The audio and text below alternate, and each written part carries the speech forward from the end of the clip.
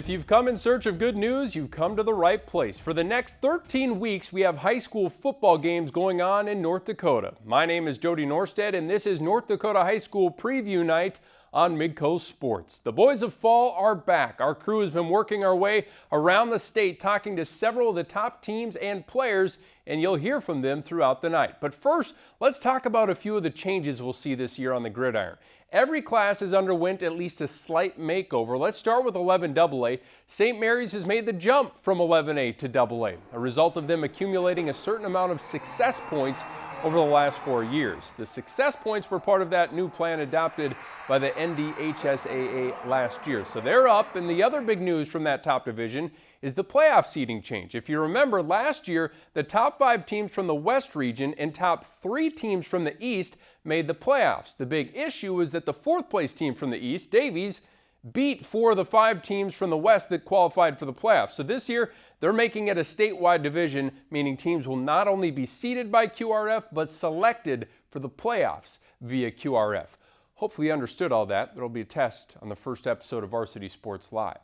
Well, let's jump into that 11AA class and check out my preseason rankings. The defending state champion Cheyenne Mustangs take the top spot, coming off a perfect season in the program's first state championship. It wasn't just one side of the ball last year for the Mustangs. They were dominant both ways. But very few starters returned from that group. Caleb Deere takes over for 3-year starter Grant Workentine at quarterback. They also have gopher commit and sack machine Carter Menz to anchor the defense. But so much of Cheyenne's success stems from its dominant rushing attack. Josh Henricks carried the ball 275 times last year, but he's gone. So it's time for others to step up. We have a lot of versatility back there, I think, with me, Race, Barry, and we've got just tons of talent, and I think we can really spread it across the field. There's definitely some pressure, but we know we can handle it. We've been in the big situations before.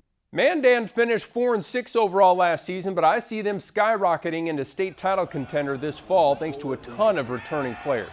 Another thing to keep in mind, 5 of their 6 losses were decided by a touchdown or less.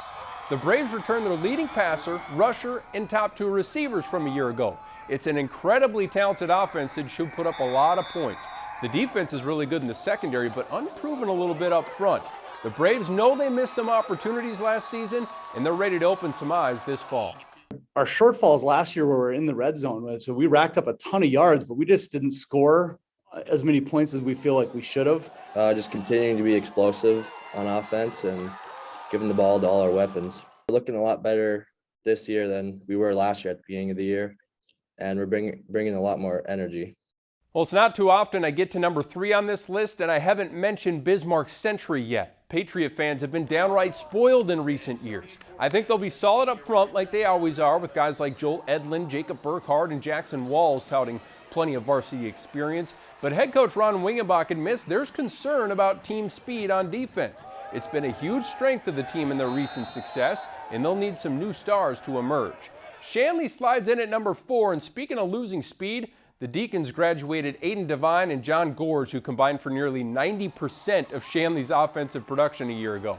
There are some holes to fill for Troy Mattern's skill spots, but All-State QB Michael Rosberg should make it a little easier. The St. Thomas commit passed for 1,600 yards and 13 touchdowns last year, despite missing a few games. The defense returns 8 starters, led by linebacker Adam Leininger. If they could take a big step forward on that side of the ball, it could be a special season. Rounding out the top 5 is Davies. Bison commits Oliver Luck and Brendan Palmer should be factors on both sides of the ball, along with Eli Hayes. Luck will likely see more carries at running back too. Sophomore Mason Clavo, he filled in at quarterback a little bit last year and played well. The schedule is brutal to start though, with games against Mandan and Cheyenne, but I think Davies will be able to compete with the best of them. West Fargo and Bismarck are a couple of teams that are right on the doorstep for me. Both could make me look silly with quality of Week 1 wins. When our season preview continues, a look at Class 11A, which features the newest varsity team in North Dakota. We'll bring you to fall camp with the Horace Hawks. This high school preview show on Midco Sports is presented by Farmers Union Insurance, Sanford Orthopedics and Sports Medicine, Northwest Tire, Bank of North Dakota, and Bismarck State College. They are the new kids on the block. The West Fargo Horace Hawks take flight for the first time as a varsity program this fall and will compete at the 11A level. It's been a labor of love the past 2 seasons for head coach Harvey McMahon, starting this football program from scratch, and now they're excited to be taking this next step.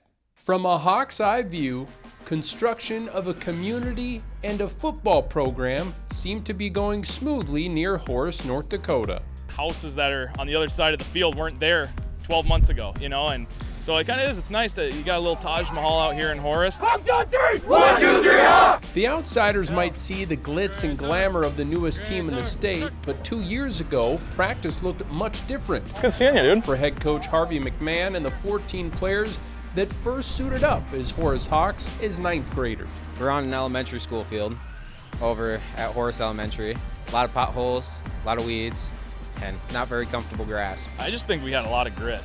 We had a pandemic, we had no equipment, we had facilities that were, tough, but we really just sat in with each other and we worked through our problems, we worked through the adversity. It built us into what we are today, and it was a lot of fun. It was an experience I'll never forget. The varsity label is new this year, but the team label isn't. This group has played freshman and junior varsity together the past few seasons, fighting through struggles to see success. It's been a struggle. Our first year we went 1-5. The second year we did a little better. We definitely still got to play through the weather right away. A lot of us weren't ready for the sleet, rain, all of that, and just the game conditions. You just got to play through all of them. As for the X's and O's, the Hawks plan to run a version of the wing T offense and are making the switch from a 4-3 to a 3-4 on defense. Getting players schooled up on the playbook is one thing, but the primary goal for this season is getting them to buy in to laying the foundation for a program. Way to work, way to work! Wins and losses can't necessarily be the tangibles, but your effort, the grit, those types of things, you can measure those things. And so, our theme this year, if you will, is first impressions. That's what we decided on.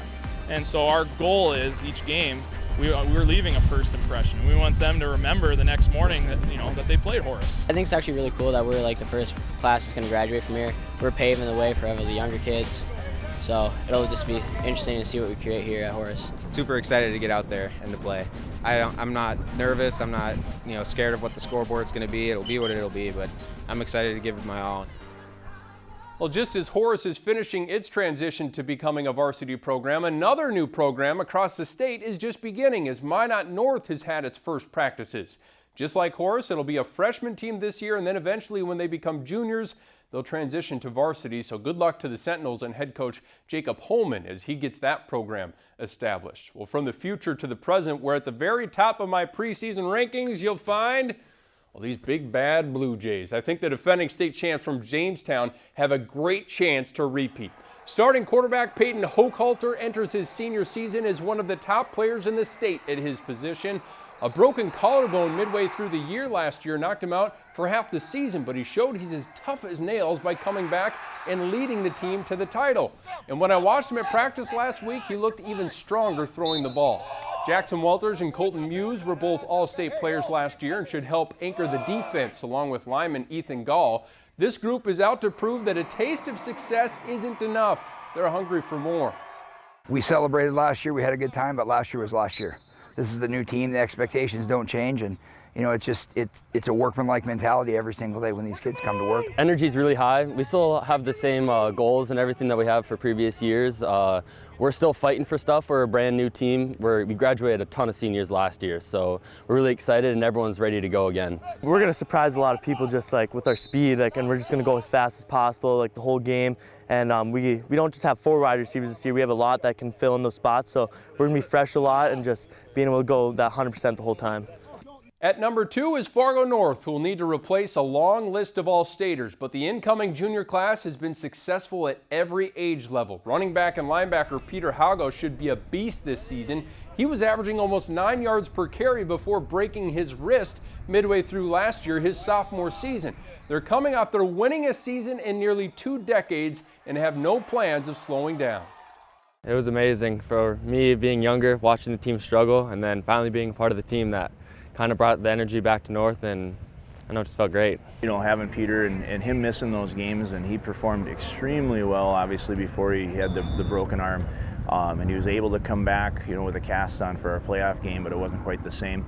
But having him healthy and make sure we keep him healthy, you know, he's a very, very dynamic player that the guys kind of rally around. But we have other dynamic players also. Fargo South is number 3. The Bruins took their licks as a young team last year, but with 7 starters back on each side of the ball, things should click a lot easier. Senior linebacker Zach Thompson piled up nearly 100 tackles last season and will be the heart and soul of the defense. QB Colby Nissen had his share of ups and downs, but I expect him to be much more confident with a year of varsity under his belt. Dickinson and its experience in the trenches checks in at number 4. The Midgets will certainly miss Mr. Do-It-All Troy Berg on both sides of the ball, but this is an opportunity for some new playmakers to emerge. Get familiar with names like Sam Stillings and Bennett Carlson. Those guys will be leaders on both sides of the ball. Red River nabs the final spot in my preseason top 5. The Riders made the jump from 0 wins to 4 last year. They returned some intriguing college prospects in tight end and linebacker Logan Arison and junior lineman Lawson Lotus.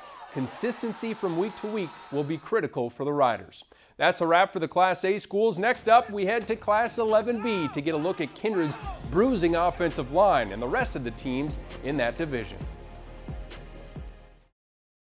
A year ago, I looked at the new look 11B class and thought, man, this is going to be a gauntlet. And it was. My preseason number 1, Beulah, didn't make it out of the first round. Another perennial power, Langdon Edmore Munich, failed to reach the state semifinal round. I'm going to show you my preseason top 5, but we might be ripping it to shreds 2 weeks in. I put the Vikings at number 1. The defending state champs from Kindred have a great combination of championship experience, playmakers, and mountain movers. The QB spot will see some change, but running back won't. All-state performer Trey Heinrich found the end zone 28 times last year to go with 72 tackles on defense. What sets this team apart from the rest, though, is their strength up front. The Vikings return 5 of their 6 offensive linemen, including senior Jack Packer and junior Riley Sunram, who holds offers from Minnesota, NDSU, and UND. Needless to say, practices get pretty tense in the trenches. I think that helps our team a lot. We have a lot of competition at practice. It makes us push ourselves more, and we're going against some of the best linemen in the state, so every practice, you know, makes it count and gets us better. I think it's going to be awesome having everyone take their best shot against us. We're going to have a big target on our backs, and I think it's going to be great having great competition every game, and it's going to be awesome. Langdon Edmore Munich is number 2. The team Kindred squeaked by in the quarterfinal round 21-18.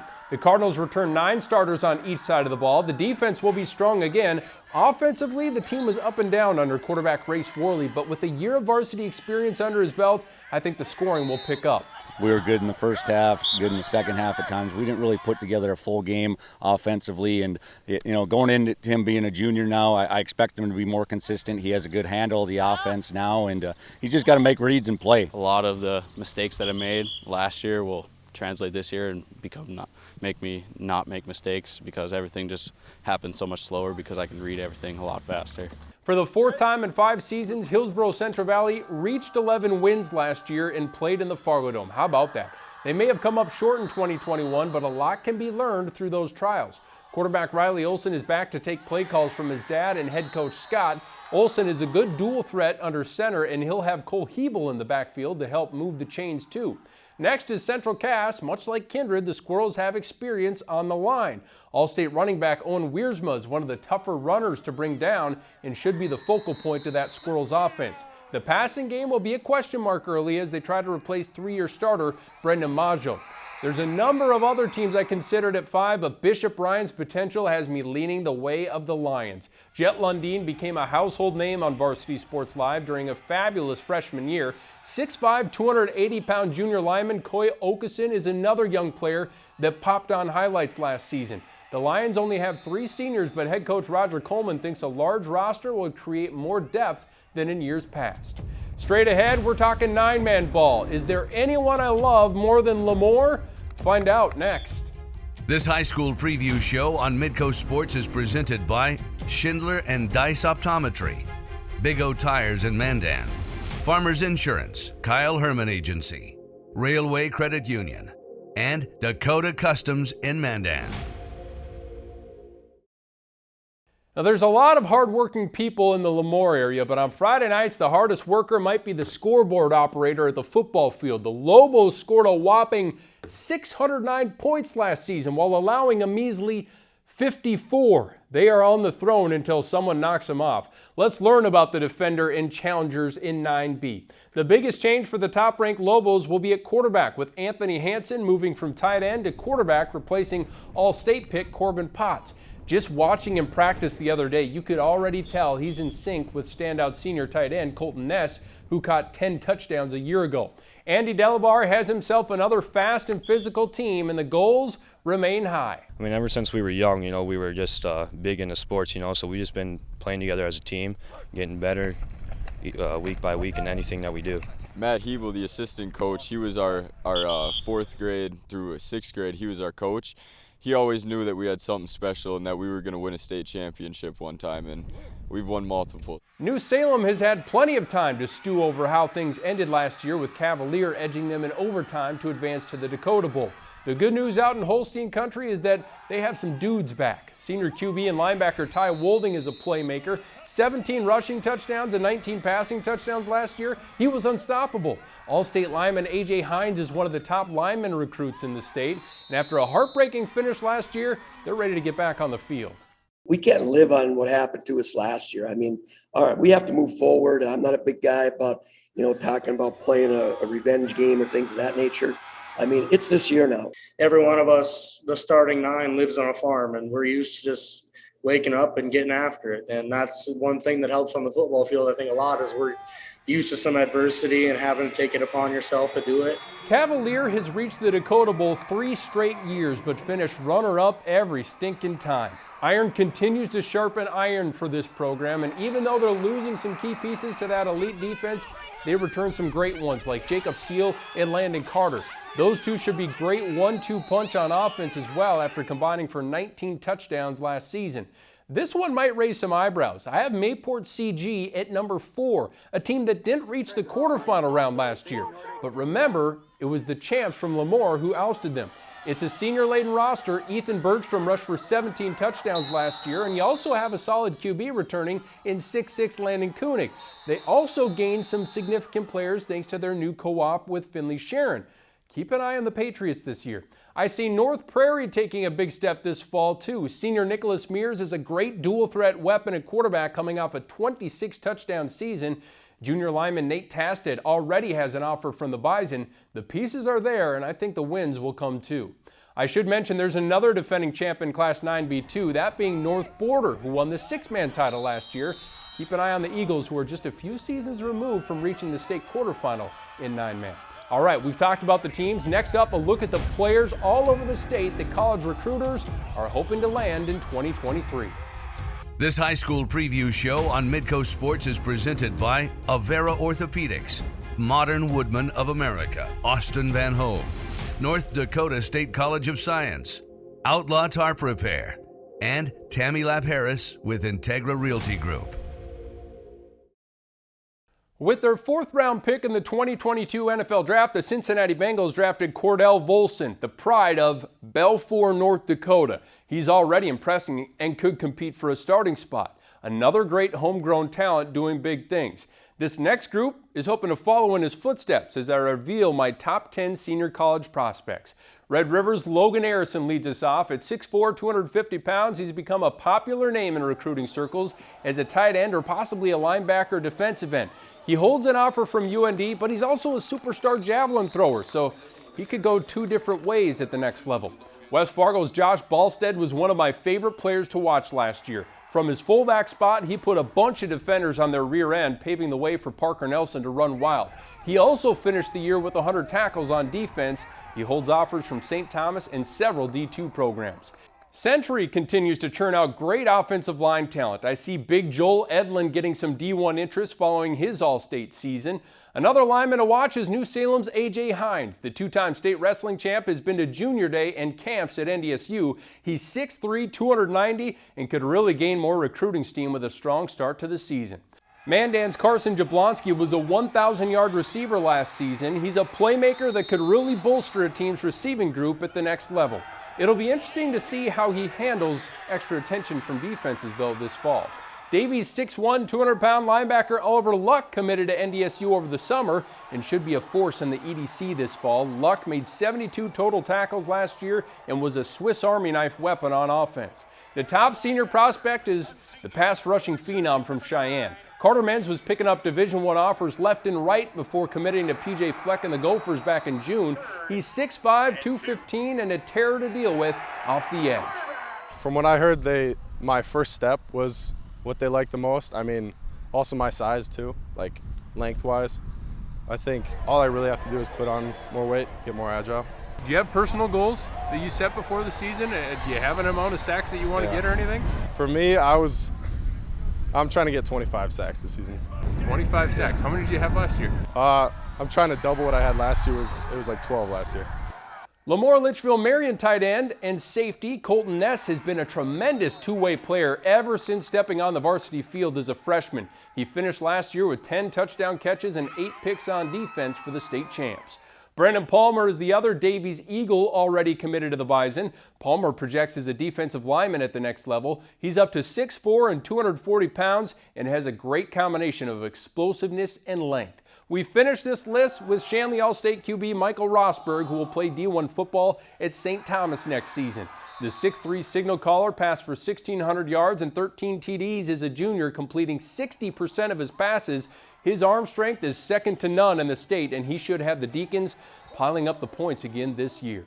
Obviously, there's going to be more players that work their butts off during the summer that show up big their senior year. Good luck to any player that's trying to nab that opportunity to play at the next level. That's a wrap for our North Dakota High School football preview show. Our first live game on Midco Sports is August 26th when Century pays a visit to West Fargo. We hope you join us for it. Thanks for watching, everyone, and enjoy the season.